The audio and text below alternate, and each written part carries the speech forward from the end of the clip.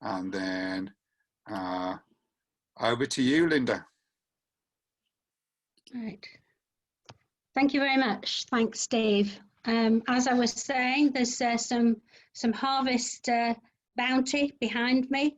Some of it's a bit misshapen. There's a sermon there somewhere, I'm sure. Our peppers didn't exactly get into the right shape they should be, but they're there. So our harvest service. So good morning to all of you who are joining this service, wherever you are. Our call to worship this morning is we are each other's harvest. And we begin our worship together with a hymn, Speak in the Stillness.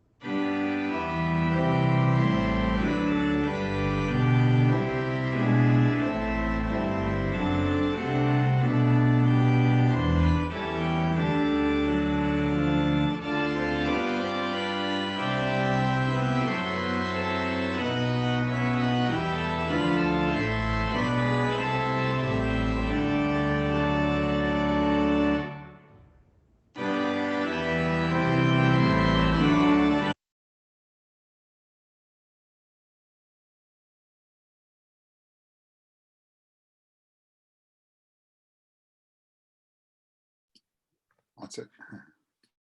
I'm unmuted now, I think. Yes, thank you. And so we move to our prayers of thanks and praise, followed by a prayer of confession. So let's join together in prayer. Father God, as we celebrate this season of Thanksgiving, we give thanks for the blessings of food, provision, and nourishment. Please grow in us a harvest for the world. Come, sow a seed of hope within our souls, Lord, that we might yield goodness, patience, and kindness in abundance. Sow a seed of peace in our lives, Lord, that we might bear the fruits of forgiveness, compassion, and righteousness. Come, sow a seed of love in our hearts, Lord, that others would reap the blessings of family, friendship, and community. May each seed of hope, peace, and love grow within us into a harvest that can be feasted on by all. In the fading of the summer sun, the shortening of days, cooling breeze, swallow's flight and moonlight rays, we see the Creator's hand. In the browning of leaves once green, morning mists, autumn chill, fruit that falls, frost's first kiss, we see the Creator's hand. Creator God, forgive our moments of ingratitude, the spiritual blindness that prevents us from appreciating the wonder that is this world, the endless cycle of nature, of life and death and rebirth. Forgive us for taking without giving, reaping without sowing. Open our eyes to see, our lips to praise, our hands to share. May our feet tread lightly on the path we tread, and our footsteps be worthy of following, for they lead to you. As a part of nature's wondrous cycle of new birth, growth, fruitfulness and death, we rejoice in the creation of new life. For parenthood, the passing on of knowledge, for understanding and the wisdom of years. We are grateful for those who have gone before, passing on to us our spiritual heritage. May our lives blossom as the apple tree in spring. May we become fruitful in thought and deed. And may the seed of love that falls to the ground linger beyond our time on this earth. We bless you, God of seed and harvest, and we bless each other, that the beauty of this world and the love that created it might be expressed through our lives and be a blessing to others, now and always. Amen. And now we're moving to another hymn, For the Fruits of His Creation. Thanks be to God. I hope.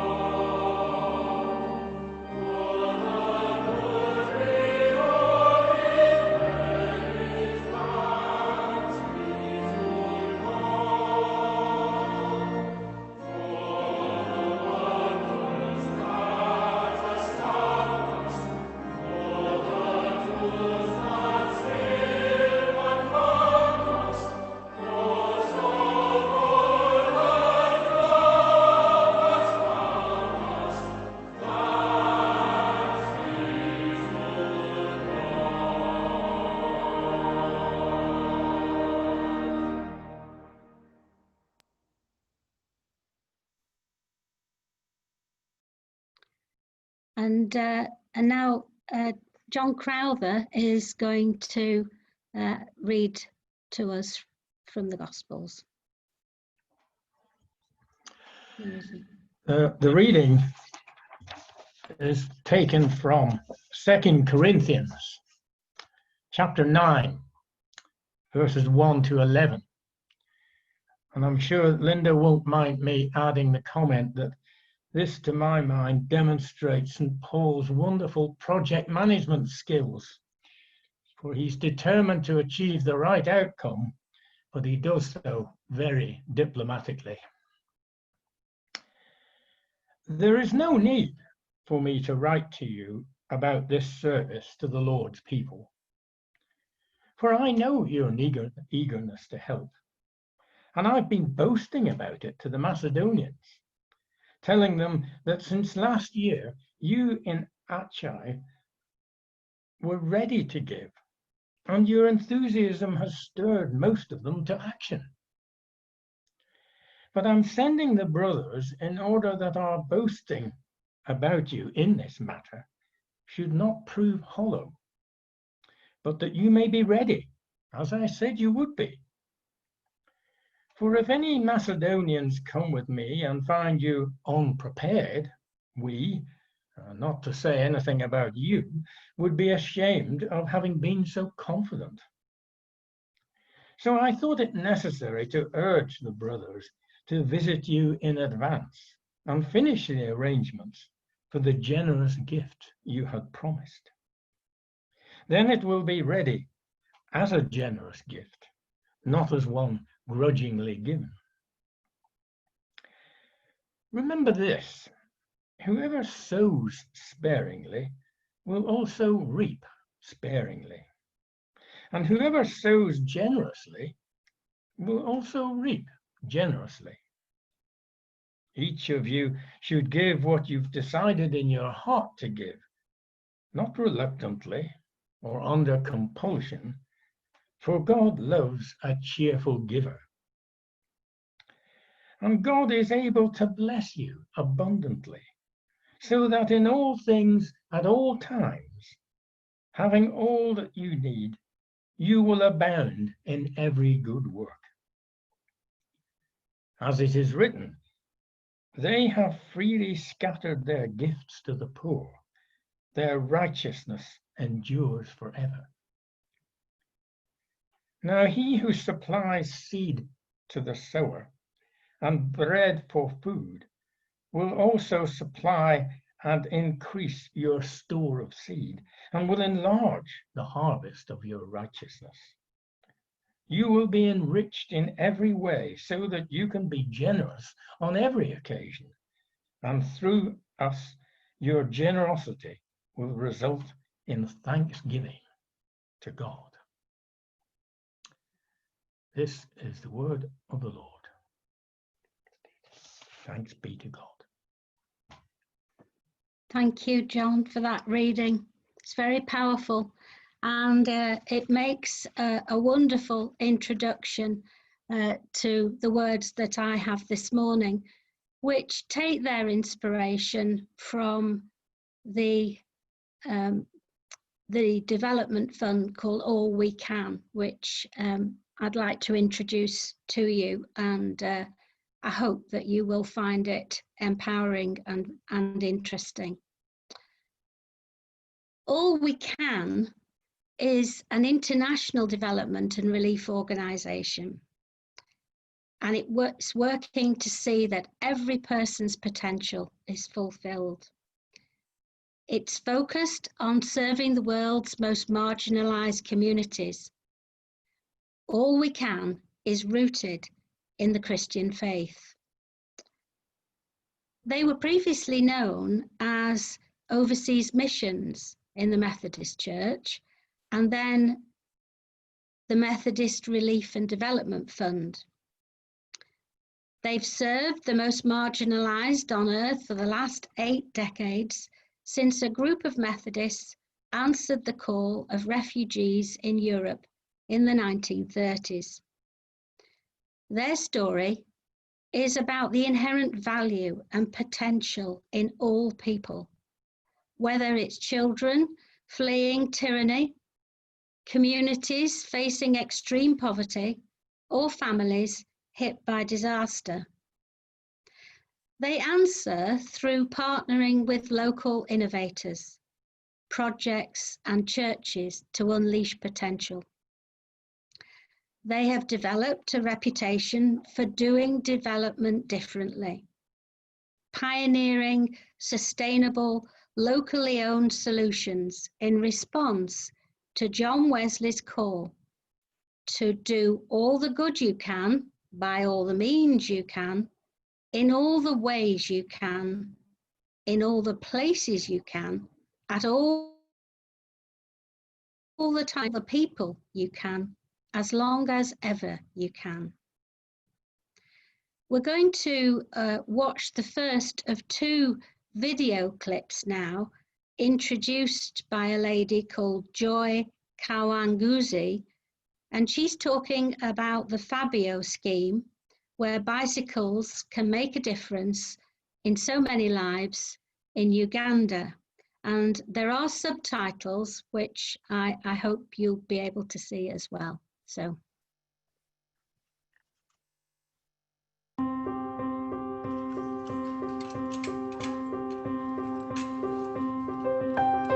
Fabio is an organization that promotes access to socio-economic services. We want to see everyone attending school. We want to see everyone being able to take their produce to the market. We want to see everyone attended to at a healthcare center.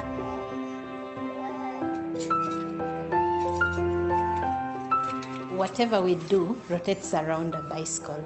It is simple to use. It does not incur a lot of costs, and it is something that everyone can easily learn. People were looking at a bicycle as an ordinary tool of transport. But as Fabio, we look at a bicycle as a tool of transformation. And this is where we come in with our programs like Cycle to School.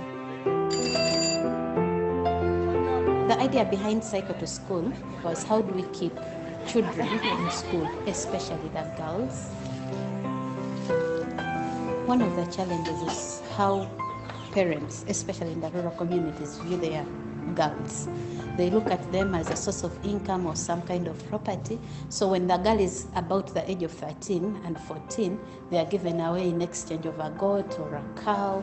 And I think this is a problem of mindset, because if this girl is able to go to school and able to earn some money, this family will be better off than getting just a goat or a cow.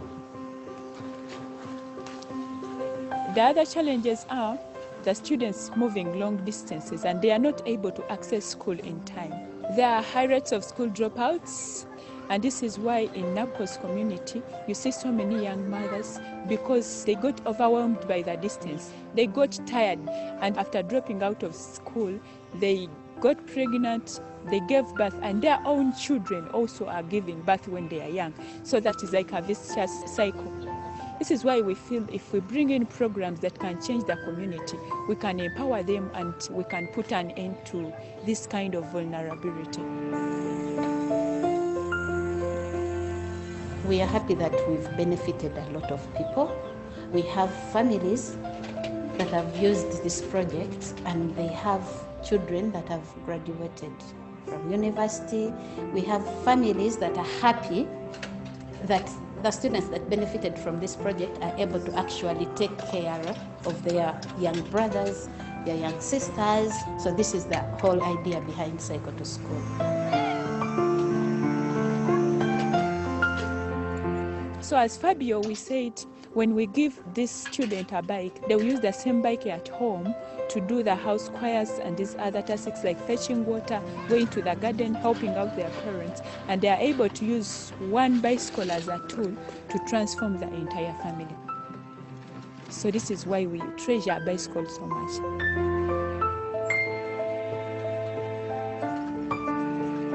When you understand the dynamics within the community, when you understand the needs, you're able to innovate. That is the core of Fabio. From planning, from execution, from implementation, from monitoring. We need to include every stakeholder through the entire process. I'm very happy to work with All We Can, because sometimes what fails partnership is when you don't feel open with each other, you can't communicate with each other. All We Can has allowed us to be flexible in our planning.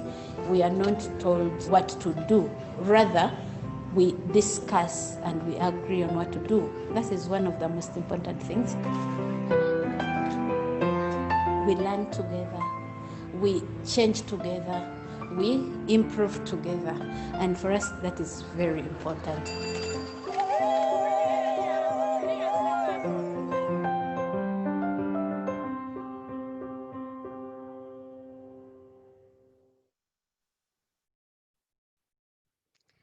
It's very clear, isn't it, that providing a bicycle has much more impact on the life of the individual, their family, and the wider community than we might have imagined. By working in partnership, a solution has been found which could effect an immediate change in the lives of many. Partnership or collaboration to solve problems is far more likely to have a positive outcome because everyone owns the project and has a vested interest in its succeeding. We hear time and again in the Gospels how Jesus engaged with the people he met. He was the consummate listener and teacher, helping to identify people's needs. Remember when Jesus asked the sick man by the pool near the sheep gate in Jerusalem, "Do you want to be made well?" He nudged people in a direction that ultimately would heal them. He recognized that you can't force change onto people. They have to want to accept and be part of the process, to see the benefits of those changes before it can be transformative. So now we're going to have another short video clip, and this is introduced by a man called Vincent Anu, and this is in the country of Cameroon, and it's a different kind of community scheme.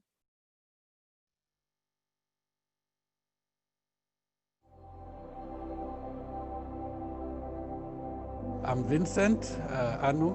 I'm one of the promoters of NADEV, Kong Hilltop Association for Development. 6 of us promoters, we started this in 1996, June of 1996. And it was in a context where prices of commodities had collapsed in Cameroon. The economy was really on the downswing. People were losing jobs and companies were winding up. So things were really tough. And we had to survive by going to money lenders to get money to survive, to pay basic bills. And then the 6 of us, we got together and said, okay, we should pool our few little resources. And every week we created a savings club where we could put some money together, out of which we did some lending to each other to be able to meet some basic commodities. And this idea caught on, but with time, they advised that we should go formal, get regulated, and we did register by the end of that year. On the basis of this, actually, many women came to join, and out of this, we created a women's empowerment program. In terms of women's empowerment, we do trainings on gender and widows' rights. We also have cross-cutting themes like sensitization on HIV prevention and care. We train farmers groups, improve farming techniques to grow food crops in different parts of the region. We feel really open with all we can. You think that this is a partner, you can be open and they appreciate you for what you are. And the fact that the program managers come and they communicate very regularly, they are able to listen and to ask, is there something you want to change? You agree with the partner, you've got a big picture, and then you can work step by step towards attaining it. It's like friends and family now. that's a big plus. It's something that we've nurtured, and with kind of remote support from All We Can. The stories you hear and the people you meet each time, the appreciation they show for the very little things that you take for granted. But you find that the woman is virtually weeping in joy that she's able to get this and to move from buying one bag of flour to buying two, and to be able to transform her life. So that's the motivation. Where they said that one hand doesn't tie a bundle. Loosely said that you need two hands to be able to bind it together, and it's about pooling resources, pooling effort, and being able to achieve more. This is the whole idea. You're stronger together than alone, and I think in development work there's no going around that.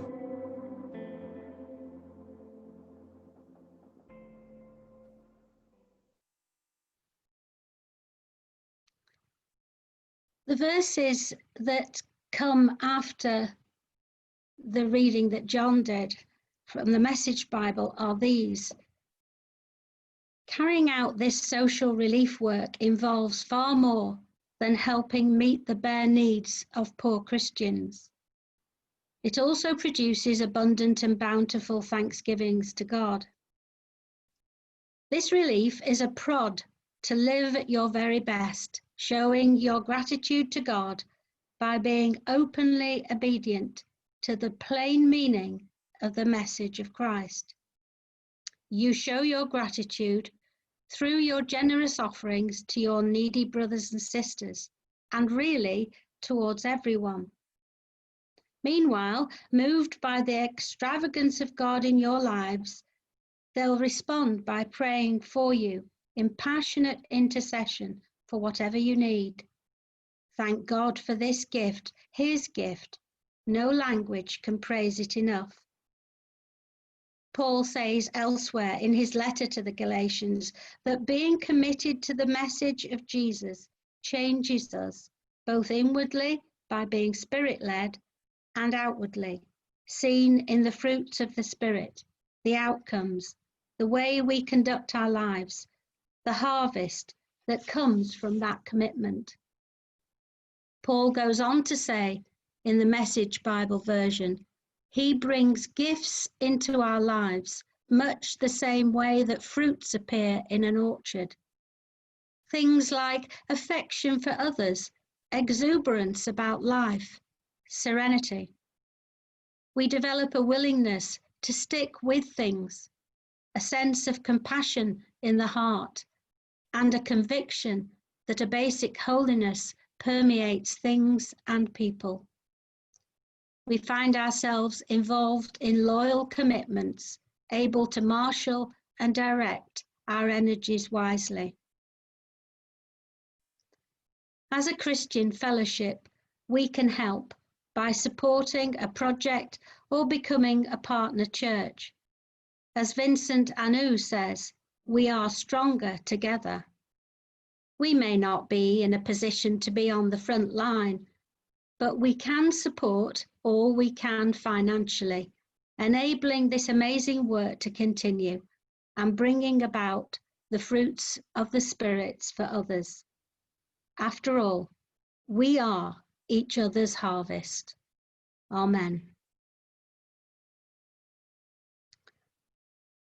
And now, if John Mottershead would unmute himself, he's going to lead us in our prayers of intercession. Thank you, John. Our closing hymn, as we come to it, is We Plough the Fields and Scatter.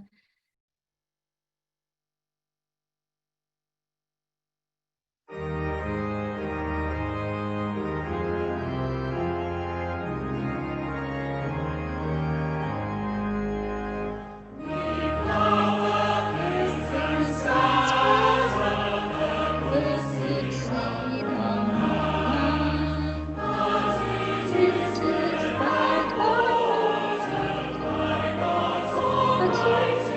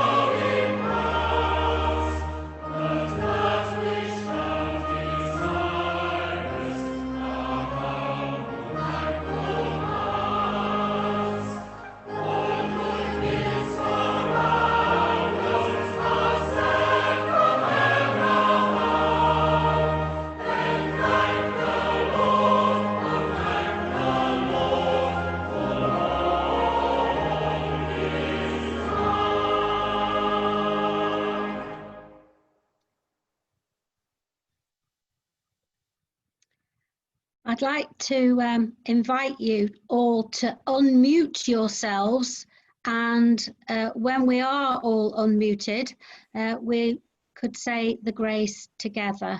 So if you could just wait a few moments for everybody to hit the right button, that would be good. I can see a few marks. Bless you. Can Steve Carpenter see if everybody's unmuted now? Yes. Just Yes, we're all unmuted. Yeah. Yes, yeah. right. Yeah. Sorry, More or less. There's only one or two. only a couple of people. Well, thank you to everybody who's had an invisible hand in this service, putting it together and so on. I'm grateful, especially for the technology this morning. So let us say the grace together. The grace of our Lord Jesus Christ, the love of God, the Holy Spirit, Be with us all evermore. Amen. Amen. Thank you. Thank you, Lynda. Thank you, Lynda. Thank you, Lynda. Thank you. Thank you. Thank you, Lynda.